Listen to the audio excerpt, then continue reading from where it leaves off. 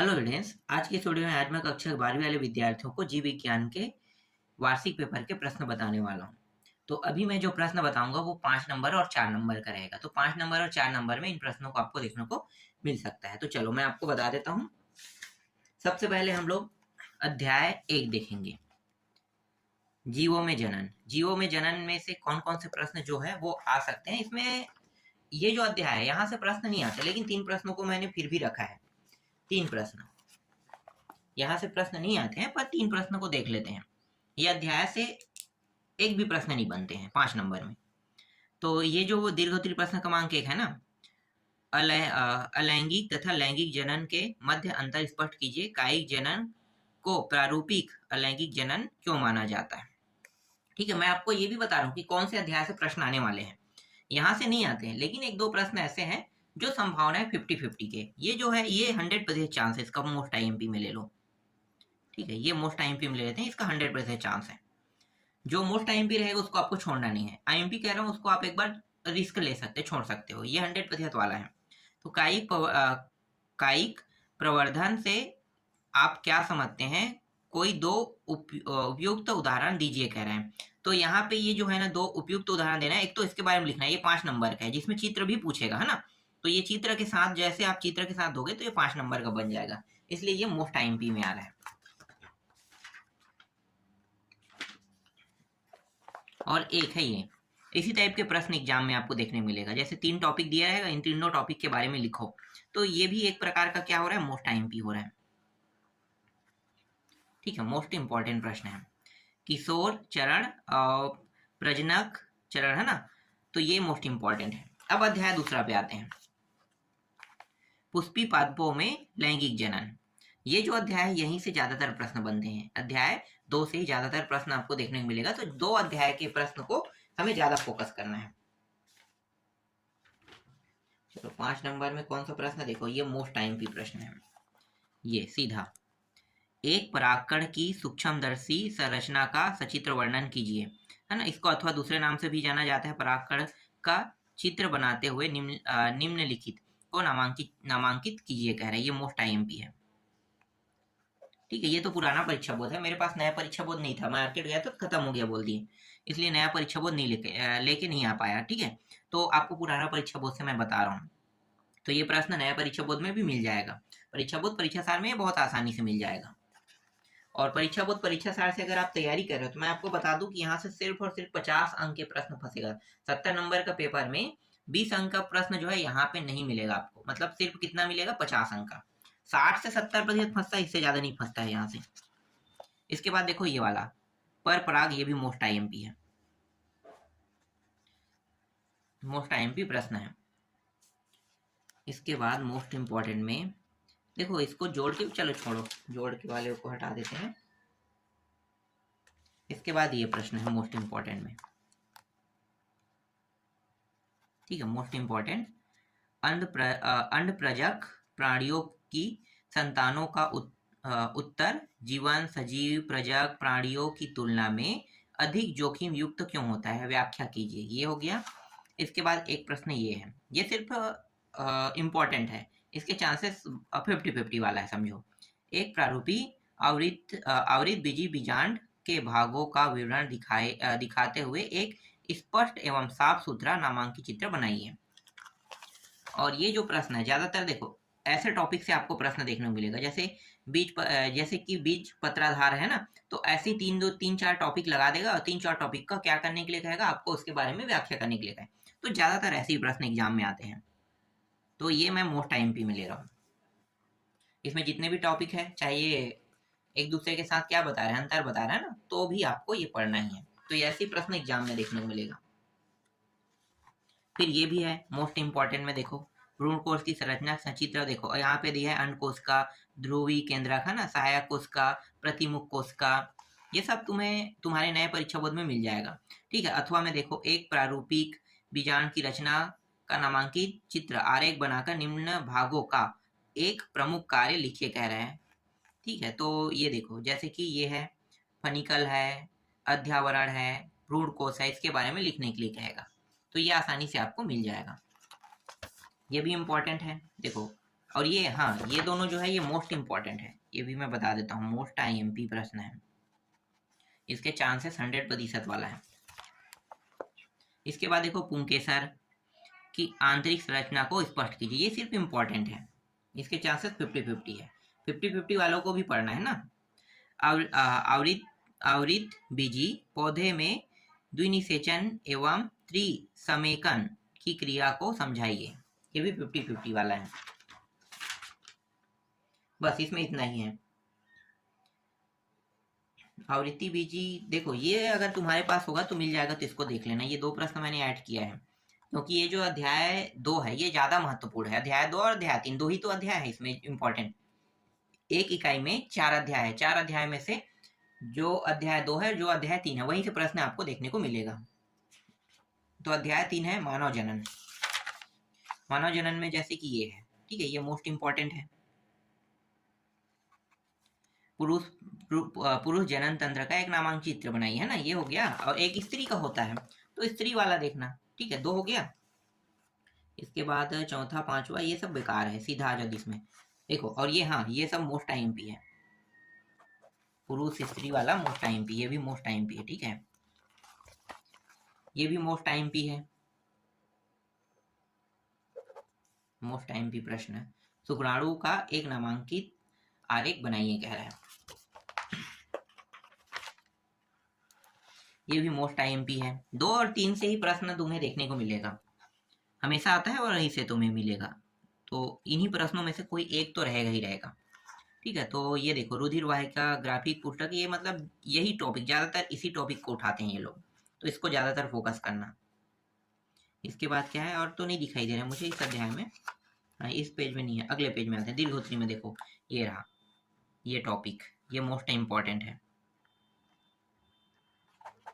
ठीक है। स्त्री जनन तंत्र नामांकित चित्र वाला, और इसके बारे में थोड़ा थोड़ा पूछा है, उसको भी बताना है। इसी तरह पुरुष जनन तंत्र का है, ठीक है। तो पुरुष जनन तंत्र वहां से मत देखना, यहाँ से देख लेना, ये ज्यादा अच्छा है, यहाँ पे चित्र भी कम है, छोटा भी है, तो यहाँ पे देख सकते हो, ठीक है। ये भी मोस्ट IMP में से एक है।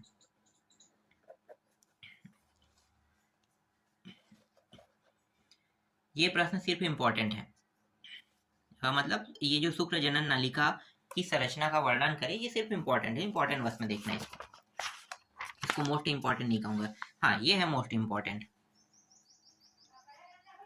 समझो कि मेरे हिसाब से ना, इस साल जो प्रश्न आने वाले, ये जो बता रहा हूँ, जो अध्याय 3, उसी से ही प्रश्न देखने को मिलेगा 5 नंबर का, मैं जो बता रहा हूँ। और अगर आप लोग जैसे छोड़ रहे हो, मेरे हिसाब से चल रहे हो, तो ज्यादा बेटर है, लेकिन जो प्रश्न बता रहा हूँ उनको भी देखना है ना, जैसे अध्याय 1 से नहीं आएगा कह रहा हूँ, अध्याय 2 से कम आता है कह रहा हूँ, और इस साल अध्याय 3 से, तो सिर्फ अध्याय 3 बस को फोकस मत करना। हाँ, मैं ये कह सकता हूँ कि सबसे पहले तुम लोगों को अध्याय 3 को फोकस करना है, उसके बाद बाकी जो अध्याय है उनको देखना। अध्याय 3 का अगर रटा हुआ हो गया, मतलब याद हो गया आपको, तो दिक्कत नहीं है, अध्याय 3 से उठाएगा ही उठाएगा प्रश्न।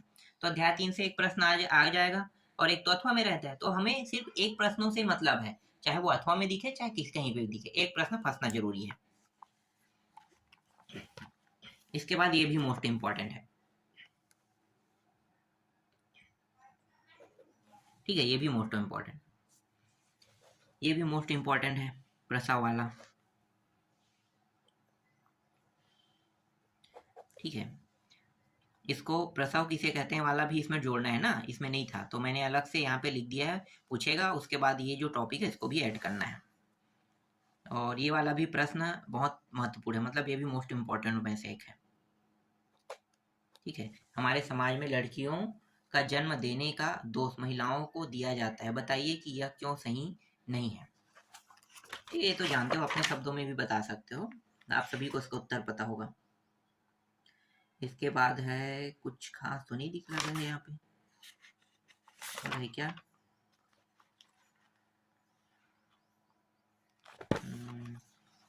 एक प्रश्न इसको उठाते हैं, ठीक है, इंपॉर्टेंट में लेंगे, मोस्ट इंपॉर्टेंट नहीं ले रहे हैं, ठीक है। एक प्रश्न ये हो गया, अंतर अगर पूछ सकते हैं तो अंतर वाला प्रश्न ऐसे में नहीं आते हैं, और ये भी इंपॉर्टेंट बस में है, बस ज़्यादा कुछ नहीं, इंपॉर्टेंट है, बस इतना ही प्रश्न है इसमें। अब आते हैं अध्याय 4 पे। अध्याय 4 जनन स्वास्थ्य है ना, तो यहाँ से प्रश्न नहीं आते हैं, तो जो 2-3 प्रश्न बन रहा होगा उनको ही मैं बता देता हूँ, ज़्यादा तो नहीं बताऊंगा, ज़्यादा प्रश्न नहीं है। यहाँ से आ जाए तो बाय द वे ये दीर्घ उत्तरी प्रश्न क्रमांक 1 आ सकता है, ठीक है, आ सकता है तो दूसरा आ सकता है। ये सिर्फ 50-50 वाला है। चाहो तो पूरा अध्याय ही छोड़ दो इसको, ये अध्याय से मेरे हिसाब से बनेगा ही नहीं। 3 नंबर का प्रश्न यहाँ से बनता है, 5 का तो बनता ही नहीं है। और ये भी सिर्फ इम्पोर्टेंट है, समझो ये भी मोस्ट इम्पोर्टेंट नहीं, इम्पोर्टेंट है। हाँ ये है मोस्ट इम्पोर्टेंट, ठीक है, मोस्ट इम्पोर्टेंट है, उसको तो नहीं छोड़ना है, ठीक है, मोस्ट इम्पोर्टेंट बस को नहीं छोड़ना है। तो ये जो है ना, यही बस मोस्ट इम्पोर्टेंट दिख रहा है। और है क्या, हाँ एक और है, ठीक है, मोस्ट इम्पोर्टेंट को छोड़ना नहीं है। मोस्ट इम्पोर्टेंट में आपका ये भी प्रश्न मोस्ट इम्पोर्टेंट में आ रहा है, ठीक है, ये और है नहीं, बस हो गया। अब इकाई 2 पे आते हैं। यहाँ से 55 नंबर के प्रश्न कौन सा देखने को मिलेगा देख लेते हैं। इकाई 2 अध्याय 5 वंशागति तथा विविधता के सिद्धांत। 5, 6, 7 3 अध्याय हैं। तो ये तो 3 नंबर का प्रश्न है, 3 को हटाते हैं ना, सीधा 5 को बताऊंगा मैं। देखो ये है मोस्ट इम्पोर्टेंट, एकल संकरण से पूछा जाता है प्रश्न, ठीक है, इस साल के उठाने वाले प्रश्नों में से ये भी हो सकता है, एकल संकरण से, ठीक है, क्लास किसे कहते हैं, उठा सकता है ये प्रश्न। एक हो गया मोस्ट इम्पोर्टेंट। मोस्ट इम्पोर्टेंट में ये भी प्रश्न है, ठीक है, मोस्ट इम्पोर्टेंट में ये वाला प्रश्न है। उसके बाद है तीसरा चौथा, छोड़ दो, तीसरा चौथा तो नहीं आएगा, पांचवा भी नहीं है, आता ही नहीं है। हाँ छठवा में है, छठवा में ये है मोस्ट इम्पोर्टेंट में,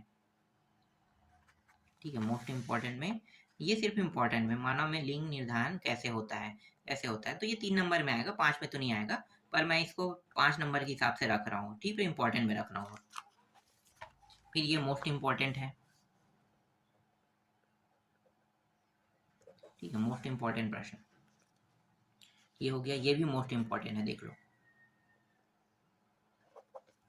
ठीक है, ये सारे जो टॉपिक है इनके बारे में पूछा जाएगा, तो मोस्ट इम्पोर्टेंट प्रश्नों में से एक है ये भी। और है क्या, एक दो प्रश्न होगा, ये है मोस्ट इम्पोर्टेंट, ठीक है, गुणसूत्रों की संरचना में पाए जाने वाले परिवर्तन या विपथनों का वर्णन कीजिए, ठीक है, ये मोस्ट इम्पोर्टेंट हो गया। संकरण क्या है, देखो कुछ प्रश्न जो है मुझे नहीं मिल पाया, ये पुराना परीक्षा बोध है ना, नया में हो सकता है। ये संकरण क्या है, इसके प्रकार का संक्षेप में वर्णन कीजिए, पत्तियों में लिंग निर्धारण की प्रक्रिया को रेखा चित्र द्वारा लिखिए। तो ये दोनों प्रश्न मुझे नहीं मिल पाए, पुराना है तो नया, इसलिए नया में मिल जाए तो अच्छी बात है, नहीं होगा तो पढ़ना ही मत, ठीक है, होगा तभी पढ़ना, लेकिन संकरण से ये प्रश्न पूछा जा सकता है, तो इसलिए देख लेना इसे। फिर अध्याय 6 वंशागति का आणविक आधार। देखो यहाँ पे मैं बता रहा हूँ ना, जैसे परीक्षा बोध में, परीक्षा बोध या परीक्षा सार कितने प्रश्न है, 65 से 70% ही प्रश्न आपके एग्जाम में यहाँ से फंसेगा, उससे ज्यादा का नहीं फंस रहा है। तो देखो कुछ प्रश्न जो है वो यहाँ पे, जैसे मैंने ढूंढा ना, जो भी चीज जहां से मैं प्रश्न ढूंढता हूँ वहां से मैं ढूंढ रहा हूँ, तो ये प्रश्न जो है मुझे नहीं मिल रहा है, ऐसी कई प्रश्न है जो मुझे नहीं मिल रहा है। तो इसका मतलब ये है कि अगर ये बाय द वे ये आ जाता है प्रश्न, तो बुक में ही मिलेगा ना, यहाँ तो नहीं मिलेगा, इसीलिए ये 70 या 65 से 70% से ज्यादा ये परीक्षा बोध परीक्षा सार। एक तो आपका जीव विज्ञान हो गया, दूसरा सब्जेक्ट आपका रसायन, और तीसरा भौतिकी, इन तीनों सब्जेक्टों में परीक्षा बोध में 65 से 70% के ही प्रश्न फंसेंगे, उससे ज्यादा आता ही नहीं है, ठीक है। इसमें वो परीक्षा बोध बनाने वाले कहते हैं 100% फंसता नहीं, फंसता है भाई, अदर सब्जेक्ट में फंसे, कॉमर्स में 100 भी हो सकता है, आपका आर्ट वालों का भी 100 हो सकता है, पर ये जो साइंस वाला है ना उसके लिए ये बिल्कुल भी नहीं होता। साइंस का बुक ही बहुत मोटा होता है, उतने मोटे बुक में ये लोग छांट छांट के कम कम टॉपिकों को लाते हैं, तो कहाँ से फंसेगा। तो इसीलिए बुक से ही पढ़ना ज़्यादा बेटर होता है, लेकिन जो बता रहे हैं वहां से प्रश्न तो आएंगे, तो इससे ज़्यादा दिक्कत नहीं होगा, छोटे छोटे प्रश्नों को आपको बस देखना पड़ेगा। चलो अगला देखो, अध्याय 6 क्या है, वंशागति का आणविक आधार। यहाँ से कौन कौन से प्रश्न, मैं बहुत ज़्यादा तो दूंगा भी नहीं, क्योंकि बहुत ज़्यादा प्रश्न आता भी नहीं, तो क्या क्या मतलब देने से। देखो डीएनए आरएनए में अंतर पूछ सकता है, ठीक है, तो ये मोस्ट इंपॉर्टेंट में से एक है, डीएनए आरएनए बहुत इंपॉर्टेंट है। इसके बाद देखो डीएनए के अनुवांशिक पदार्थ है ना, तो ये भी मोस्ट इंपॉर्टेंट में से है, ठीक है, 2 प्रश्न हो गया। और है क्या इसमें, नहीं सबको तो नहीं बताने वाला, बहुत बहुत कम ही बताऊंगा मैं। हाँ ये प्रश्न भूल गया था, ये भी मोस्ट इंपॉर्टेंट में से है, ठीक है, जीनेटिन कोड की कोई 3, ये 3 कह रहा है, ये 5 हो जाएगा, ठीक है, 3 से 5 बन जाएगा। इसको देखना। और डीएनए आरएनए छोड़ दो इसको, डीएनए आरएनए से तो हो चुका है ना।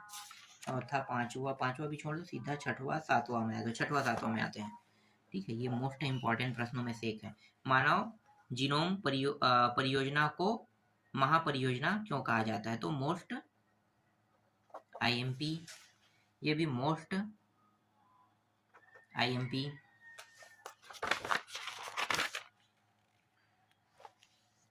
आठवां छोड़ दो, नौवां, हाँ ठीक है, नौवां भी मोस्ट इंपॉर्टेंट है। ठीक है, नौवां मोस्ट इंपॉर्टेंट प्रश्न और 10वां भी मोस्ट इंपॉर्टेंट प्रश्न। तो ज्यादातर तुम्हें अगर फोकस करना है ना इकाई 2 में, तो इसी अध्याय को फोकस करना। ठीक है, सबसे पहले जैसे कि अध्याय में, कौन सा अध्याय बोला था? 3 अध्याय ना, इकाई 1 में 3 अध्याय और इकाई 2 में 6वां अध्याय को ज्यादा फोकस करना है, क्योंकि ज्यादातर प्रश्न 6वां अध्याय से आएगा। ये हो गया। और ये भी, ये सिर्फ इम्पोर्टेंट है। ठीक है, इसको इम्पोर्टेंट रखो। और नहीं, ये मोस्ट इंपॉर्टेंट है। मैं इंपॉर्टेंट में क्यों रखूं? मोस्ट आईएमपी प्रश्न है। ठीक है, 5 नंबर का, ये मोस्ट इंपॉर्टेंट है। इसको अलग अलग नामों से जाना जाता है। ठीक है, यहाँ पे भी देख सकते हो अलग नामों से जाना गया है। और एक प्रश्न ये वाला मुझे मिला ही नहीं था। ठीक है, ये नहीं, इसको छोड़ देना, ये इंपॉर्टेंट नहीं है। तो सबसे ज्यादा जो फोकसिंग अध्याय है, ये भी मैंने बता दिया कि इसको ज्यादा फोकस करना है। यहाँ से तुम्हें 5 नंबर के प्रश्न देखने को मिलेगा। एक अध्याय और है, अध्याय 7, विकास, है ना, विकास। तो इस अध्याय से 5 नंबर के प्रश्न में ये है, बस ये मोस्ट आईएमपी। देखो मोस्ट आईएमपी यहाँ पे लगा हुआ है, इनको पढ़ना है। लेकिन फोकसिंग अध्याय मैंने बता दिया है कि सबसे ज्यादा फोकस वाला अध्याय कौन सा है और कहाँ से प्रश्न आएगा। जब आप बुकों को देखोगे ना, बुक में ढूंढोगे, तो सिर्फ उसी अध्याय को पढ़ना। ठीक है, उसी अध्याय को पढ़ना बड़े प्रश्नों के लिए। यहाँ से तो प्रश्न नहीं बने तो मैं क्या बताऊँ, छोड़ देता हूँ इस अध्याय को। यहाँ पे मुझे प्रश्न दिखाई ही नहीं दे रहा, नहीं बन ही रहा है, तो मैं क्या करूँगा, एक आध प्रश्न देख लेते हैं। डार्विन उर्विन का सिद्धांत उद्धान, अरे चलो डार्विन उर्विन को देख लेना तुम लोग। ठीक है, ये हो गया, ये भी मोस्ट आईएमपी में डाल देते हैं। 2 ही प्रश्न डालता हूँ, ये अध्याय से बनेगा नहीं तो कोई मतलब नहीं है इसको पढ़ने से। ठीक है, तो जो जो बन रहा है, जो बन सकता है, मैं बस उन्हीं बस को लिया हूँ। ठीक है, ये डार्विन उर्विन में क्या है, मानव विकास घटक, अरे अपने शब्दों में लिख देंगे, कोई दिक्कत नहीं है ना। 6वां 7वां 8वां नहीं है। ठीक है, अब आते हैं इकाई 3। इकाई 3 में, इकाई 3 जो है, ये अध्याय 8 देखना ना, अध्याय 8 से शुरू होता है, मानव स्वास्थ्य तथा रोग। मानव स्वास्थ्य तथा रोग, इसमें से कौन सा अध्याय फोकसिंग रहेगा उसको भी बता दूंगा, पहले देख लेते हैं। 3-3 नंबर के भी प्रश्न इससे आने वाले हैं, तो 3-3 नंबर के प्रश्नों को छोड़ो, मैं सिर्फ 5-5 को बता रहा हूँ।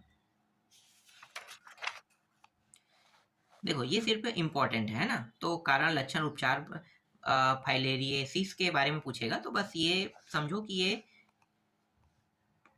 इम्पोर्टेंट है। ये वाला इसके साथ कारण लक्षण उपचार पूछ रहा है, तो ये मोस्ट इंपॉर्टेंट में ले लेते हैं। चलो ठीक है, मोस्ट इंपॉर्टेंट, फिर ये मोस्ट इंपॉर्टेंट में इसको भी ले लेते हैं। ठीक है, अमीबता, मलेरिया, ये सब चीज के बारे में पूछेगा, तो ये मोस्ट इंपॉर्टेंट है।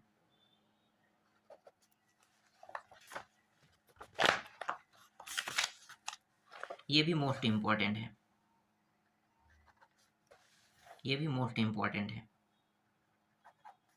ठीक है, ये सारे प्रश्न बहुत आसानी से तुम्हें मिल जाएगा। फिर इंपॉर्टेंट प्रश्न ये है, वो कौन सी क्रियाविधि वाला है, इंपॉर्टेंट है, और ये मोस्ट इंपॉर्टेंट है। ठीक है, ये भी मोस्ट इंपॉर्टेंट है। ठीक है, क्या आप ऐसा सोचते हैं? ठीक है, ये मोस्ट इंपॉर्टेंट वाला है। और कोई है क्या इसमें? है। और हाँ, ये जो अध्याय है, अध्याय 8, ये फोकसिंग अध्याय है सर, इसके इस टॉपिक के लिए, तो इसको भी छोड़ना नहीं है ना। फोकसिंग अध्याय हर का होता है जहाँ से प्रश्न बन सकते हैं। तो ये है आपके विचार से किशोर वाला। ठीक है, ये मोस्ट इंपॉर्टेंट हो गया। और कैंसर उंसर वाला तो नहीं आएगा, है ना। एड्स उड्स वाला छोड़ दो। हाँ, यहाँ पे देखो एक प्रश्न और है, ये भी मोस्ट आईएमपी है, ये भी 5 नंबर में है। एड्स सर्वप्रथम कहाँ पाया गया था? इस रोग के संचार, देखो ये वाला यहाँ पे भी मैंने लिख दिया था, लेकिन ये प्रश्न मुझे यहाँ पे मिल गया था। ठीक है, तो ये मोस्ट इंपॉर्टेंट में ले लेना। नहीं मिल रहा है क्योंकि मैंने इसे पहले ही ऐड कर दिया था, लेकिन ये लुका हुआ यहाँ पे था। ठीक है, तो ये हो गया आपका मोस्ट इंपॉर्टेंट प्रश्न। अब देखते हैं अध्याय 9, खाद्य उत्पादन में वृद्धि की कार्यनीति। ठीक है, इसको देखते हैं।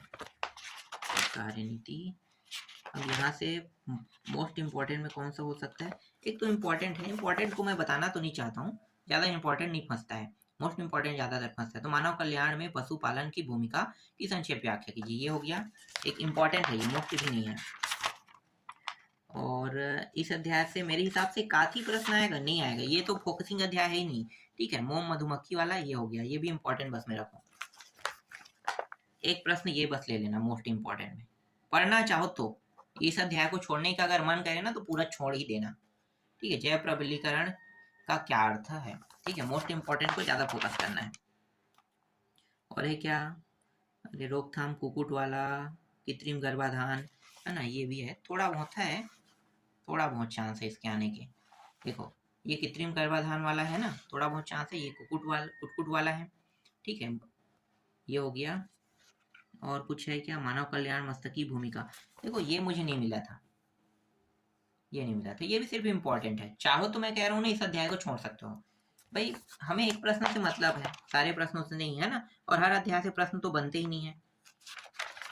तो 7 के बाद 8, 9 और ये 10वां बार देख लेते हैं। हाँ, और 10वां भी फोकसिंग अध्यायों में से एक है, मानव कल्याण में सूक्ष्म जीव, इसको भी देख लेते हैं। 8वां हो गया और 10वां, और 9वां को छोड़ देना, सीधा 9वां को स्किप मार दो, बड़े प्रश्न वहां से नहीं आएंगे, छोटे छोटे प्रश्न आएगा। तो देखो एक प्रश्न हो गया ये, ठीक है, ये दीर्घोत्तरी वाला, ये आईए मोस्ट आईएमपी है। ठीक है, मोस्ट आईएमपी प्रश्न, जीवाणुओं को नग्न नेत्रों द्वारा नहीं देखा जा सकता, बहुत सारा लंबा टॉपिक लिखा हुआ है, ये मोस्ट इंपॉर्टेंट में से है, ये भी मोस्ट इंपॉर्टेंट में से एक है, मोस्ट आईएमपी। ठीक है, ये भी प्रश्न मोस्ट आईएमपी है। ज्यादातर एकदम फोकसिंग अध्याय कहोगे तो मैं कहूंगा अध्याय 8 है, यह अध्याय भी है फोकसिंग लेकिन कम है, समझो ये सिर्फ इंपॉर्टेंट है। ठीक है, जैव उर्वरक पर संक्षिप्त टिप्पणी लिखे, छोड़ दो, नहीं आता ऐसे प्रश्न, ये है मोस्ट इंपॉर्टेंट।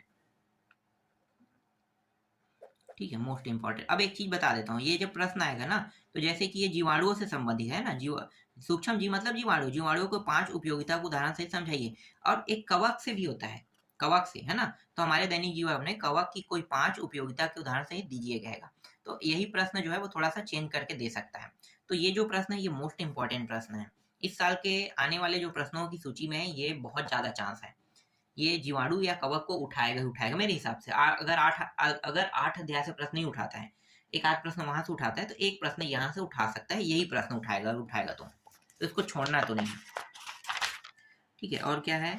ये गोबर वाला इतना इंपॉर्टेंट नहीं है, इसको अपने हिसाब से देख लेना। ठीक है, तो इकाई कौन सी इकाई था? इकाई 3 था, वो भी खत्म हो गया। अब इकाई 4 पे आते हैं, जैव प्रौद्योगिकी सिद्धांत व प्रक्रम। अब 4 अंक के प्रश्न बताऊंगा, 5 का हो गया कंप्लीट, इकाई 1, इकाई 2, इकाई 3 से 5 के आने वाले थे। अब इकाई 4 से सिर्फ 4 अंक के प्रश्न आने वाले हैं। तो उन 4 अंकों के प्रश्नों में कौन सा देखना है?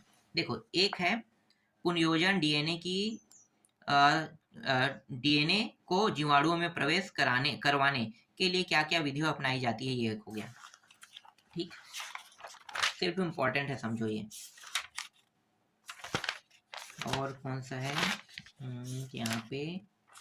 हर अध्याय इंपॉर्टेंट नहीं होता है ना, वही तो बात है। ठीक है, अर्धसूत्री विभाजन, हाँ ये है 5 नंबर के, इंपॉर्टेंट में ले लो, अर्धसूत्री विभाजन वाला। 5 नहीं यार, ये 4 का है, ये भी 4 का है। ठीक है, ये भी ले लो। 6वां प्रश्न, संक्षिप्त टिप्पणी लिखना है इन टॉपिकों पे, और ये हो गया मोस्ट इम्पोर्टेंट। ठीक है, मोस्ट इम्पोर्टेंट देख सकते हो, पीसीआर, यहाँ से ये दोनों जो टॉपिक है अथवा में दिया है ना, तो ये दोनों में से कोई एक बनाने की कहा, तो इन्हीं के कुछ टॉपिकों को इसके साथ ऐड कर दिया, तो दोनों इम्पोर्टेंट है बहुत ज्यादा। ठीक है, ये हो गया ये वाला प्रश्न, ये भी मोस्ट आईएमपी है, डीएनए आरएनए वाला। ठीक है, ये मोस्ट आईएमपी हो गया। और इसके बाद 8वां हो गया ना, हाँ ठीक है, अंतर भी बता दिया है। और कुछ है क्या 4 नंबर में? ये वाला देखो, ये वाला भी इम्पोर्टेंट है 4 अंक में। ठीक है, इम्पोर्टेंट बस में लेना, इसके टॉपिक को मैंने पहले लिख दिया है यहाँ पे। और इस अध्याय से कम फोकसिंग टॉपिक आता है ना, अध्याय 11 से, अध्याय 12 से ही तुम्हें 4 नंबर के प्रश्न देखने को मिलेगा। जैसे फोकसिंग अध्याय बता रहा हूँ, तो ये है फोकसिंग अध्याय, अध्याय 12, जैव प्रौद्योगिकी एवं उसके उपयोग। तो इस अध्याय से तुम्हें 4 नंबर के जो मेन प्रश्न है वो देखने को मिलेगा। तो इसमें थोड़ा ज़्यादा प्रश्न रहेगा, जैसे कि ये मोस्ट इंपॉर्टेंट है। ये प्रश्न आ सकता है, 7वां वाला देख लो, है ना। 7वां हो गया, 8वां छोड़ दो, 9वां में आ जाओ। 9वां हो गया, ये है, ये इंपॉर्टेंट प्रश्न है।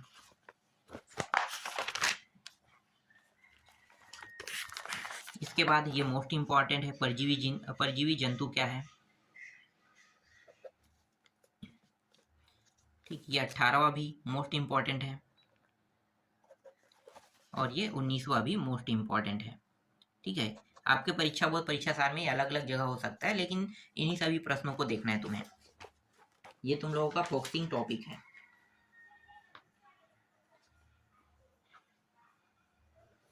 ठीक है, और एक प्रश्न ये है, ठीक, मोस्ट इंपॉर्टेंट प्रश्नों में से एक है। अब यहाँ पे और आते हैं, देखो ये जो अध्याय बहुत इंपॉर्टेंट है। अगर अध्याय 11 को छोड़ते हैं तो कोई बड़ी बात नहीं है, लेकिन अध्याय 12 से प्रश्न तुम्हें देखने को मिलेगा। तो हर एक अध्याय इंपॉर्टेंट नहीं होता, लेकिन जो अध्याय जैसे मैं बता रहा हूँ, यहाँ से जब ज्यादा प्रश्न बने तो ज्यादातर यहीं से प्रश्न उठाएंगे वो लोग। ठीक है, तो मोस्ट इंपॉर्टेंट है, चर्चा नंबर का प्रश्न यहीं से बनेगा। तो दीर्घोत्तरीय 1, दीर्घोत्तरीय 2, 3 भी वो इतना ही इंपॉर्टेंट है। देखो मोस्ट आईएमपी है। ठीक है, प्लाज्मिड है ना, और एक है क्लोन किसे कहते हैं, ये भी इंपॉर्टेंट है। इसको भी मोस्ट इंपॉर्टेंट में रखो भाई। ठीक है, मोस्ट इंपॉर्टेंट में से एक है। और कौन सा है, ये वाला प्रश्न भी इंपॉर्टेंट है। देखो इसमें सारे प्रश्न इंपॉर्टेंट हो रहे हैं, ये मोस्ट इंपॉर्टेंट, मतलब इंपॉर्टेंट और मोस्ट इंपॉर्टेंट इसी से तुम्हें देखने को मिलेगा। ये भी मोस्ट इंपॉर्टेंट है। ठीक है, ये हो गया, और एक प्रश्न और होगा, ये वाला प्रश्न जो मोस्ट आईएमपी है। ठीक है, परजीवी जंतु क्या है, ये मोस्ट इंपॉर्टेंट है। तो 4 नंबर के इतने सारे प्रश्न तो आपको पढ़ना ही पढ़ना है। तो इन्हीं में से 4 नंबर में से किसी एक प्रश्न को उठाएगा। और इकाई 1, इकाई 2, इकाई 3 में कौन कौन से फोकसिंग अध्याय है उसको भी मैंने बता दिया है। ज्यादातर फोकसिंग अध्याय को देखना है। इकाई 4 में भी मैंने फोकसिंग अध्याय को बता दिया कि किसको फोकस करना है और किस अध्याय से प्रश्न बनने वाले हैं। तो ये आपको क्या मिल रहा है, यहाँ पे बेनिफिट मिल रहा है। तो 5 या 15 और 4 कितना हो गया, 19 नंबर का। तो 19 नंबर के प्रश्न मैंने आप लोगों को बता दिया। बचे आपका 3 नंबर, 2 नंबर, 1 नंबर, है ना।